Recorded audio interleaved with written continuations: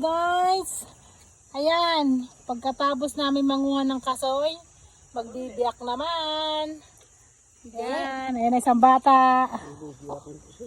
Nagsusungkit pala. Nagsusungkit ng kasoy pa rin. Kaya paano magsungkit? Ayan o. Hanap pa. Ayan o. Ito ngayon Ayun! ang aming susungkitin. Ayan. Ayan. Tingnan mo. O ayan. Ayan. Kasi sideline namin ngayon. Wala nang pahinga-pahinga.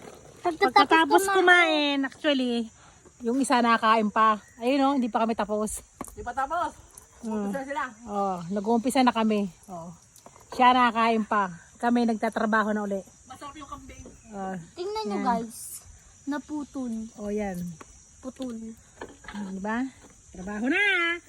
Ang dami naming susungkitin. Matapos kaya namin to.